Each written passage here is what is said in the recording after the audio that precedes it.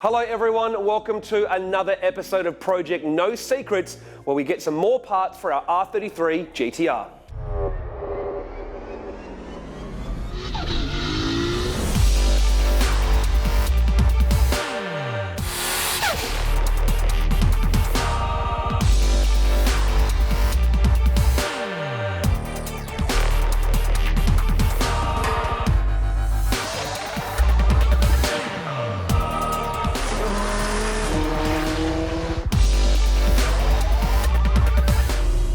Well, some more parts have arrived for our R33 GT-R, and if you've been following since the start, you'll know that we've pretty much allocated one day a week to work on this car so that we can try and do an episode per week. Now, we've got a few things off being powder coated and rebuilt, and there's parts scattered all over the place, but let's take a look at some of the new parts that have arrived and some of the ones that we can put on today in this episode. One of the things I need to replace on the R33 GT-R is the front lower control arms, as it's got R34 items in it. Now, they're made out of aluminium, so they're lighter, but they have no adjustment, which simply just isn't going to work for us. So luckily I do have some parts laying around, and I did have some R32/R33 GT-R lower control arms. They're pretty crusty and rusty. We're just going to strip those down, get them powder coated by Produce Factory, and we also got the guys from Kudos Motorsport to send us some brand new genuine ball joints so we can basically make them like brand new. Kudos Motorsport, while they're at it, sent us a new fuel tank seal. We're going to be showing you our in-tank fuel system from Frenchie's Performance Garage in a later episode. We needed a diff for the car, so JDM Garage got a diff for us. Obviously, it's a non-V-spec mechanical differential. We're going to be sending this off to Gearbox Masters to get freshened up with new bearings. We're going to add some plates in and tighten it up. For those that don't know, obviously a mechanical diff in a GT-R, well, it's mechanical, like I just said. So you do find if you add some extra plates into that and shim them up, they do actually work pretty well compared to a 1.5 or a two-way LSD, and you can often get away with these in a GT-R for street use, drag use, or even circuit use without upgrading to an aftermarket centre.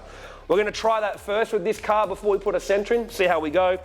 We've obviously got the enlarged diff cover for the back, and JDM Garage also sent us an enlarged diff cover from Trust for the front differential as well, because essentially what we're going to try and do is use extra capacity to contain the temperature in the diffs, but we will be using a gearbox cooler. If these don't help keep the temperatures in check for the circuit work we want to do, then we will add diff coolers as well. But let's get the testing development done once the car's running, obviously. All right, so I'm going to come back to the pads and rotors in a sec, but we did manage to find an R33 GT-R genuine rear wing. To be honest with you, these are actually getting really hard to find. In fact, all GT-R parts now, prices are just going through the roof as they get harder to find, as the demand goes up and the price of the cars goes up. Back in the old days, you could get a genuine R33 GT-R wing for 500 bucks. Now you can barely find one, but luckily Bass from Two Sus Custom Resprays, an old friend of ours, he had one laying around at the paint shop he'd just pretty much forgotten about. We went and picked up the wing and then the blade. What's interesting is with the blade off, you can actually have a look here at the profile of the wing, and considering we've been doing some tech features lately on aero, it's pretty fascinating and interesting to take a look at the different wing profiles on different wings. So it's in a bit ratty condition, but that doesn't matter. We'll fit it up, test fit it, and we're going to need a new boot lid as well to go with it, which we've found off our GDST donor car, but at least we can get it on there and make sure it's all there. Our R35 GT-R brake calipers are currently off being completely rebuilt, refurbished and powder coated. We're going to cover that process in a separate episode, but in the meantime, our brake pads and our brake rotors have arrived to suit that R35 GT-R brake kit. In terms of pads, we wanted to go for something that we knew definitely worked, and the E-League pad we've been using in our WRX for the entire last season of the Rally Sprint, and actually been mega impressed by how good they are. Our WRX uses stock calipers and just has DBA T3 rotors on it, and with the E-League pads, the thing pulls up as good as some aftermarket brake kits that I've used. Now, in terms of the compound, we use a race pad on the front and a sport pad on the back in our WRX, and I'm going to do the same in our R33 GT-R. What we will say though is the race pad is pretty aggressive and it's very soft, and the whole idea of that is it works cold, it's very aggressive, but instead of destroying the rotor, the pad just wears down really quickly. So our WRX, 5 events and you need to replace the front pads, but that's better than having to replace front rotors, which are way more expensive. So first up, let's take a look at the fronts. They are absolutely massive. Check that out. It actually got some serious weight to them. The rear pads for the R35 calipers are the same size or even slightly bigger than our WRX 4-piston calipers, and I reckon they're as big as an R33 GT-R Brembo front caliper, so they are monstrous. Now, a lot of people will mention that when you have R35 brakes on an R32 to 34 GT-R that the bias can be pretty bad. We did find with the WRX that using a race pad in the front and a sport pad in the back actually helped with the brake balance really well. Now, a 33 GT-R is going to have a pedal box and obviously have some brake bias adjustment. However, having a race compound in the front and sport compound in the rear will actually help give us a better brake balance, because obviously this is just way overkill in terms of the rear brakes for our GT-R. So by bringing that compound down to be something less aggressive in the friction means that we're going to have a better balance straight up. But I'm very happy with how these pads worked in our WRX. E-League race pads in the front, sport in the back, and that should work pretty well with our R35 GT-R brake calipers. When it came to choosing a brake rotor, we went to DBA. I've been using their product now for nearly 15 years, and I love the fact that they're Australian made. I've used them on almost every single car I've owned. We've had great success in time attack and circuit racing and on the street. Our WRX has used them as well in the White Line Rally Sprint series, and you've seen how well that car works. The only time we've ever had a problem is just simply because we chose the wrong product. So we didn't have the T3 on our WRX at one stage, and we got them a little bit too hot. That was our fault, but once we switched to the T3 and had the correct one, we've never had an issue. So we went for the 5000 series T3, the club spec rotor, to go with our R35 GT-R brake kit. When I went to pick them up, the first thing I noticed is these things are absolutely monstrous. So the T3 or the 5000 series means that it has a 2-piece rotor. It has an aluminium hat, which is obviously a little bit lighter. The benefits of a 2-piece rotor, well, there's a lot of them. One of them is the heat from the rotor doesn't transfer into the aluminium hat as much as it would if it was a 1-piece rotor, so it helps stop heat going through and into the hub. Obviously having an aluminium center hat makes it a little bit lighter. And lastly, when you want to replace the brake rotor, you don't have to replace the whole thing, you just replace this outer section and the nuts holding in it as well.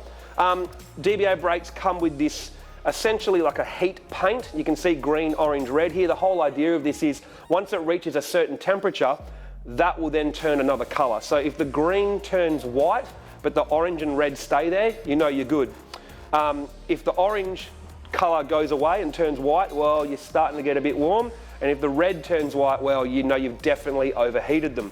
That's a pretty cool feature to have on these. Obviously, you've got their kangaroo paw design inside for ventilation to help try and dissipate heat. They're a slotted rotor. The whole idea of a slotted rotor is as the brake pad passes over it, that's just a little gap for brake dust and gas to kind of form rather than in between the surface and the pad to help dissipate the gases and obviously help wipe the pad clean as it spins over it as well. So that's what we've chosen for the front.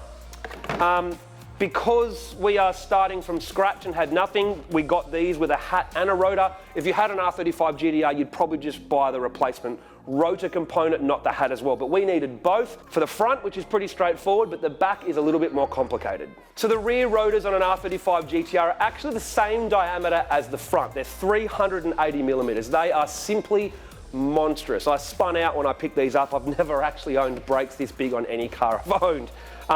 So the rears are also a 5000 series T3 or the club spec, so they've got the kangaroo paw ventilation and they've got a 2-piece with an aluminium hat just like the other ones and a better quality material that they use for this brake rotor handle motorsport.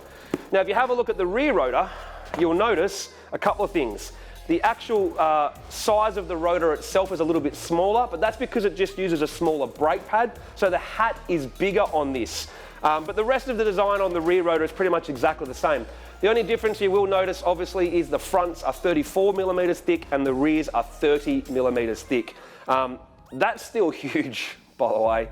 That is like a ridiculous sized brake rotor to put onto an R32 to R34 GT-R, but better to have brakes slightly too big than ones that are too small.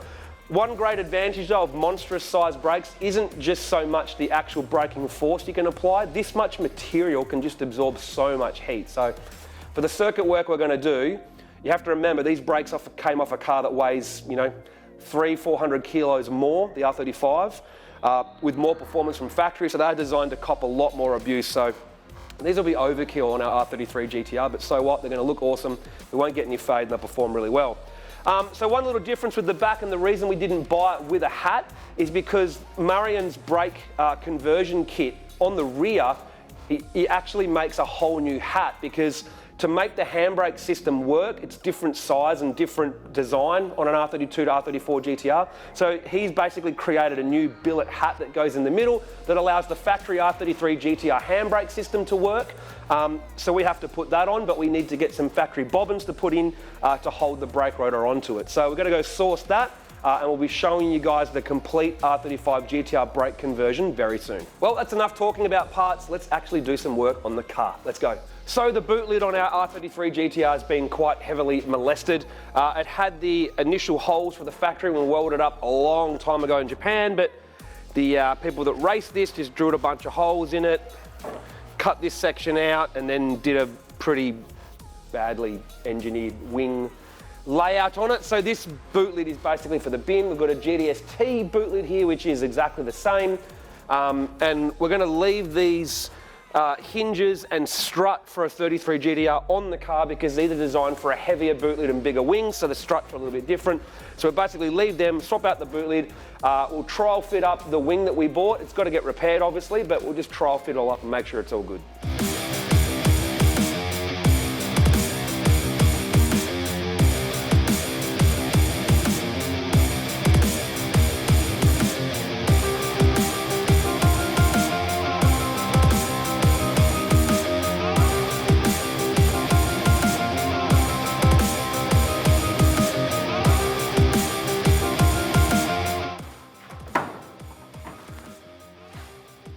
No more soggy pets.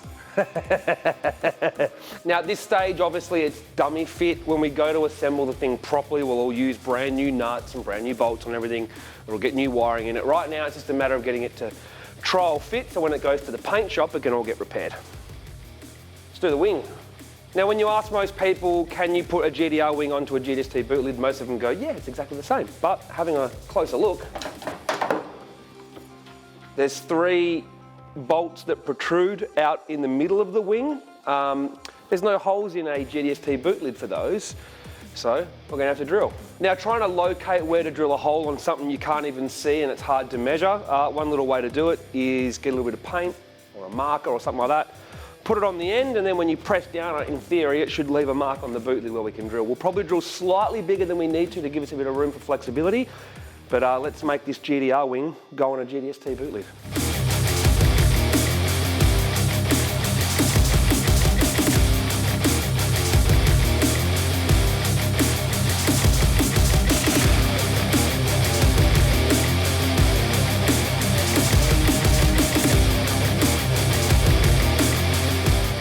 So the 2 outer holes that we've drilled here are no problem. They're on the flat surface there. We'll put a washer and a nut, no problem. The center one though, I've had to drill out this section here because the ribbing was actually blocking being able to get a nut onto that bolt that pokes through. So we just drilled that out, opened that up, we'll tighten that up a little bit, and we're good to get the wing on.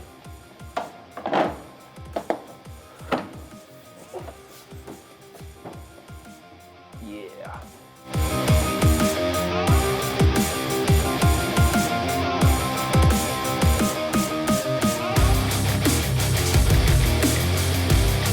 So the main part of the R33 GT-R wing is now fitted up. It was really hard to find one of these, to be honest, and I would rather use a damaged OEM one than buy one off eBay. I just feel like a GT-R, you've just got to have a genuine GT-R wing on it, right? Like, you can't buy an aftermarket wing that looks factory that's a copy.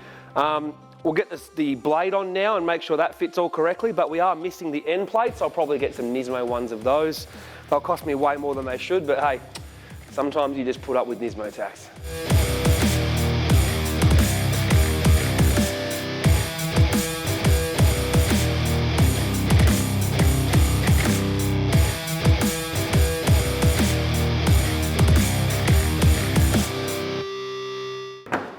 Well, there we go. R33 GT-R wing is now fitted, so to me, it's now a GT-R again. I don't know why, to me, GT-Rs need to have a GT-R wing on them. I'm just big on that. I don't mind all the aftermarket blades you can upgrade to with a 33 or whatever. We might do that later, but for now we'll leave this. So it's starting to look more like a GT-R. Now we're just going to trial fit the Ganador style copy mirrors. Okay, so the way these mirrors work is they've actually got two parts to them. I'm pretty sure this outer section is just generic. They can put on anything. The inner part is specific for a model of car. So basically that goes in there like that, screw that into this, and then this goes onto the car. It's probably why it won't have great fitment. Let's find out.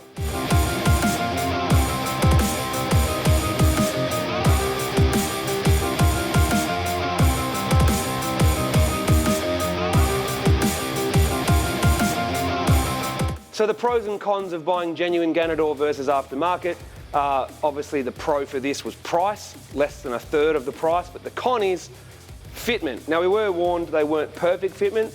From the front edge and the bottom edge line up really well. It's just this back edge, the inner piece trim they've done to suit this car just isn't quite right. It just doesn't line up with the edge of the window here. So when you look at it from this angle, it's a little bit funky. What can we do about it? Probably nothing, to be brutally honest. Once they're painted, I don't think you'll notice as much. But we might leave the inner part black, see if we can modify it to sit along the edge there. See what happens, but for now, that's what we're gonna have. Well, that's it for this episode. Coming up, we've got a feature on installing a French's Performance Garage twin in-tank fuel setup with a billet hat into the factory tank. We're going to show you how to refurbish the R35 calipers. We've got a feature coming up on how to install R35 calipers onto a 32 to 34 GT-R. I've still got to paint underneath the back of the car so we can get the subframe back in. We're going to get the diff rebuilt. So there's plenty happening over the next month or so with Project No Secrets R33 GT-R. So stay tuned. Oh, don't forget to like and subscribe too. That's right, I meant to say that, aren't I?